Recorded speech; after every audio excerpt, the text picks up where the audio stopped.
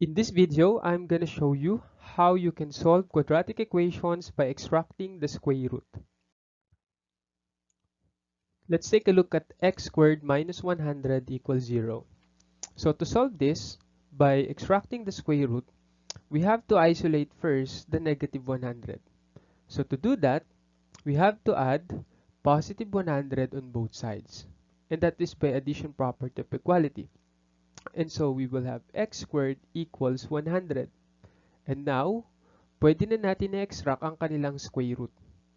So, by getting the square root of x squared and the square root of 100, we have x equals positive or negative 10. So, by separating this solution, we have x equals 10 or x equals negative 10.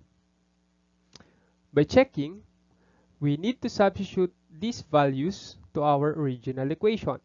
So checking x is equal to 10, so we have x squared minus 100 is equal to 0. Substitute natin si 10 sa x. We have 10 squared minus 100 equals 0.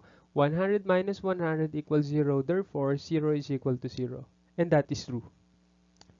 Checking x is equal to negative 10, we have negative 10 squared minus 100 equals 0.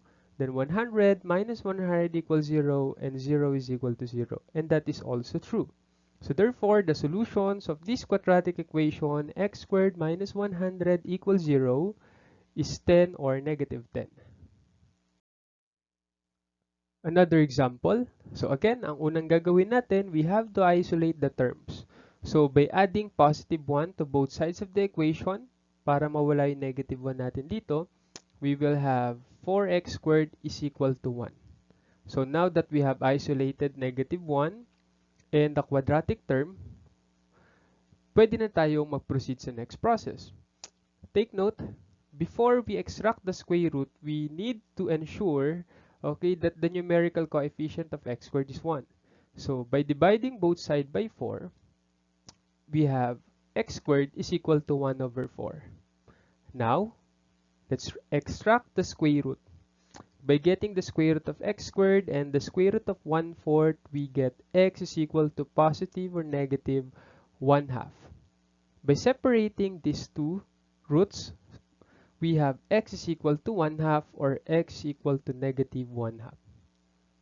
By checking, we have this and this. And this makes our solution correct.